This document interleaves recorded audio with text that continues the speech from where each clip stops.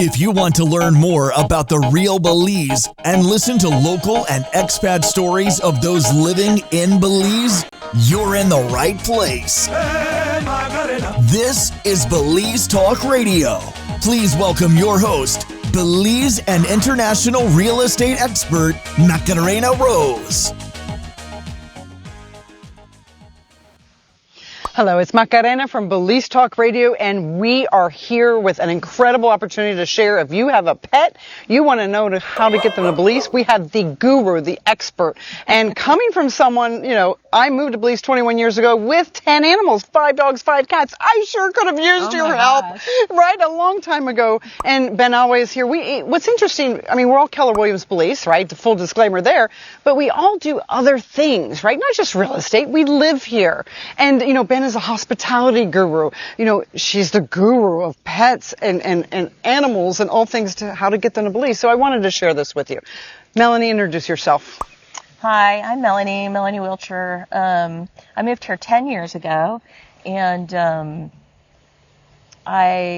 should I just go into I moved here 10 years ago, and I immediately, for the first 6 months, just wanted to do charity work and donate my time, volunteer. So I did that. And based on my history, I'm a total animal lover, so I immediately just jumped right into the Humane Society.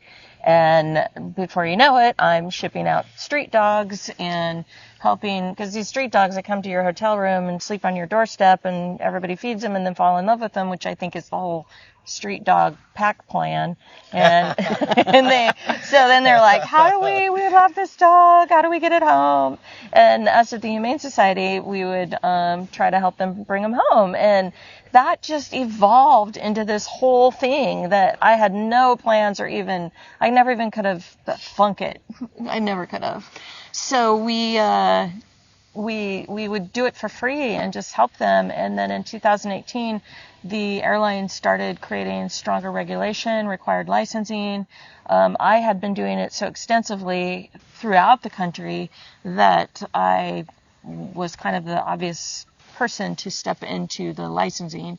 So I got licensed. It took thousands of dollars. It took lots of endorsements from veterinarians, from other shippers throughout the world, to stand behind me and say, yes, she would make a great shipper, because the IPATA Association, which I'm a member of, is regulated by the IATA Association, which is related to the FFA. So it's a very regulated industry to keep your pet safe, to keep the industry safe, to make sure everything happens by the book, so they arrive, happy and healthy and bouncy and furry still. So, so I had to get regulated, and I did. I got licensed, and so then I had to start charging. I started, I started with just a little nominal fee just to cover my gas, but it's become so complicated now, as most people learn as soon as they decide they want to come into a foreign country, namely Belize. I am the only licensed live animal shipper in the country. I ship in and out, and I ship all over the world. I just shipped a dog to London 2 days ago. And I'm getting ready to ship 3 cats. I'm actually going to mule, how we call it down here when you bring something for someone and they pay your airfare. It can be whatever. It could be medication or an animal. In my case, it's going to be an animal. I'm taking one to Panama. All legal stuff. All legal. Yeah, only legal stuff. Of course. So I'm going to transport 2 dogs down to Panama here pretty quick. Wow. For this lady. So so that's the nuts and bolts of who I am and how I became doing what I'm doing. And then when I created a business, I'm like, well, I've got to come up with a business name. And my stepdad, who passed away 2 years ago, he goes, how about Pets on a Jet? I'm like, perfect. So, tell what you do. Pets on a jet. They're your pets, your family members, right? On a jet. My 10 animals I brought, I wouldn't have moved to Belize, 1, if there was a quarantine. Yep. I wouldn't have done it.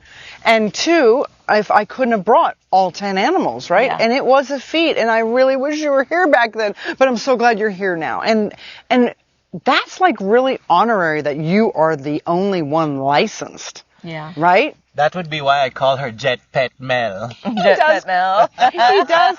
Do you know he calls you Jet Pet Mel? You do? Yes. I love it. It's how I programmed your name into my memory. Yeah. Jet Pet Mel. Jet Pet Mel. Yeah. Well, so that's the beautiful thing about this connectivity that we have. People are looking to move or buy to Belize. I always tell people, what are you going to do when you move here? And you knew that you wanted to do volunteer work. Yeah. And why not do it with a passion that you had, animals, right? Yeah. And you did that. And I think that's something key for people to think about when they're coming to Belize, that what are you going to do? Because you can only sip fruity cocktail drinks for so long. Yeah, and then you've got to dig in and do something different. So And I definitely have a full plate with my volunteer work. We actually, for Placencia, we've met people like, the Gail she does the library work right in Placencia. And we are in Placencia, by the way, at the beautiful Naia Resort today. Yes. Yeah, right here with the views of the peninsula, right?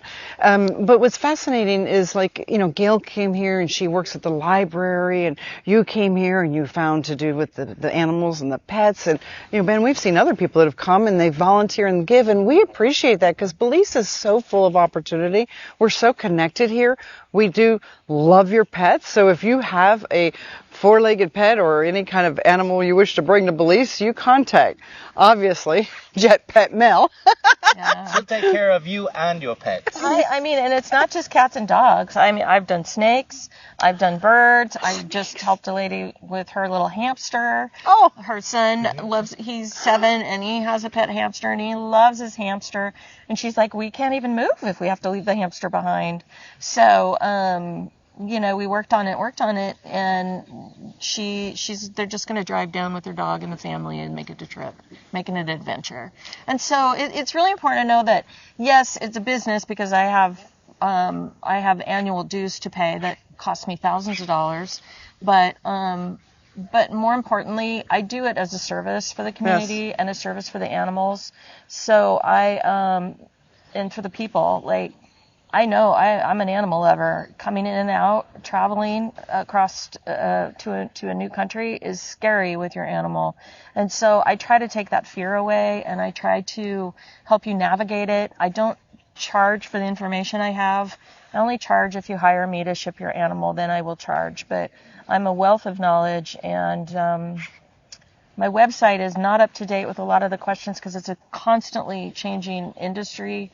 I hope to sometime, it's one of my goals soon, to get it all the questions and answers up there so you can just go on there and read. But in the meantime, just send me an email. I have to tell you, Melanie, when I was moving here, the kid part was easy. I knew how to get them to Belize, right? Buy a plane ticket.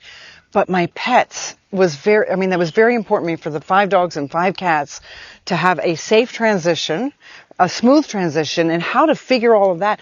And I was glad if I could have found someone to pay that, consultation. I would have paid them a couple $100, $500 for consultation to help me navigate the process, much less to do the process for me, so I could land at the airport and just to know that I've got peace of mind, right? Yeah, I totally get that. Oh, I totally, that because your pets are they're part of your family. Yeah. Right? And that's a big thing. Yep. Yeah.